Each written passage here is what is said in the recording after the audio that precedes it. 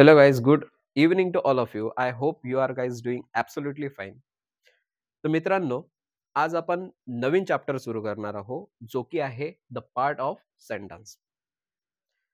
वाक्य जे तयार होतात, तर त्या वाक्याला दोन भागांमध्ये तयार होते. है ना? वाक्य जे तयार होतं, ते किती भागांमध्ये तयार होते? 2 भागांमध्ये.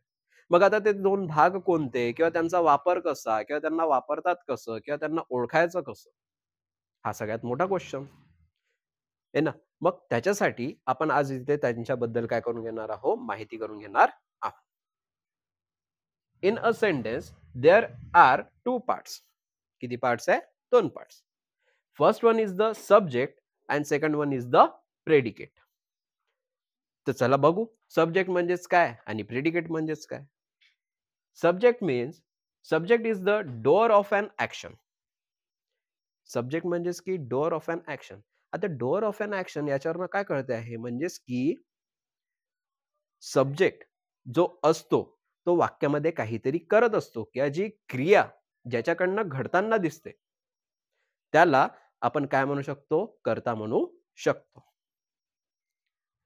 Subject is name of person, animal or a thing. Mostly it comes at the beginning. आता सब्जेक्ट एक तर ॲनिमलचं नेम असू शकते, थिंग असू शकते, एखादा व्यक्ती असू शकतो. जो सब्जेक्ट असतो बहुतेकदा तरी तुम्हाला तो वाक्याच्या सुरुवातीलाच दिसेल. पण कधी-कधी काय होतं, तो जो सब्जेक्ट असतो, जो कर्ता असतो, तो वाक्याच्या शेवटी सुद्धा जातो. तर कधी-कधी काय होते, तो वाक्यातनं अदृश्य सुद्धा असतो. आता ही माहिती झाली आपली सब्जेक्टसाठी. This is the information regarded the subject. Now move forward toward the predicate. The predicate means what? The words which express the action of the subject is called as the predicate. म्हणजेच की जी action घडून येतो आहे किंवा जी action होते आहे ते कोण करून राहिलेलं आहे, है ना. ते जे सांगायचं असते तो जो भाग असतो त्याला आपण काय म्हणतो, प्रेडिकेट असं म्हणतो. आता always the predicate starts from the verb. म्हणजेच की जो प्रेडिकेट असतो ना, जो प्रेडिकेटचा पोर्शन असतो तो हा क्रियापदापासून सुरू होतो. ठीक आहे. हे पॉइंट लक्षात ठेवा, कारण की वाक्य ओळखताना तुम्हाला थोडंसं मदत होईल. It always has a finite verb. आता इथे फायनाइट वर्ब असते म्हणते. आता फायनाइट वर्ब म्हणजेच की काय? Finite verb means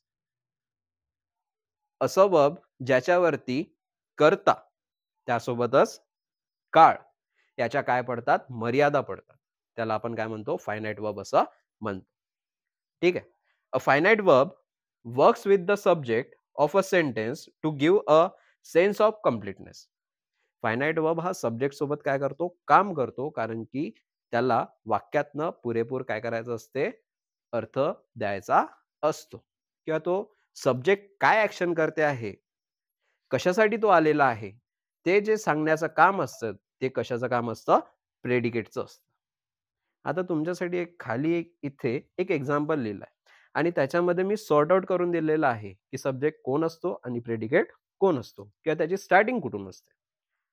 example is Rahul brings a new mobile. New mobile phone. आता हा जो राहुल आहे ना, हा जो राहुल आहे त्याला आपण काय म्हणू, सब्जेक्ट म्हणू. आणि जो हा इथून ब्रिंग्स पासून जो पार्ट स्टार्ट झाला, जो फोन पर्यंत आहे त्या पार्टला आपण काय म्हणू, प्रेडिकेट. म्हणजेच की आता तुम्हाला कळालं असेल की प्रेडिकेट काय आणि सब्जेक्ट काय, किंवा कोणत्या पोर्शनला प्रेडिकेट म्हणायचं आणि कोणत्या पोर्शनला सब्जेक्ट म्हणायचं. तर ही माहिती होती सब्जेक्ट आणि प्रेडिकेट बद्दल. तर आपण नेक्स्ट क्लासमध्ये आपण अभ्यास करू. We will learn in the next class about the types of the sentence, or maybe I will take one more topic, which one will be the phrase.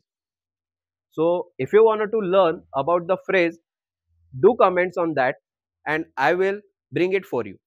So I hope this video you like it and this information also you will like it. If you like it, please like, share, subscribe with your friends and with your families, and thank you so much.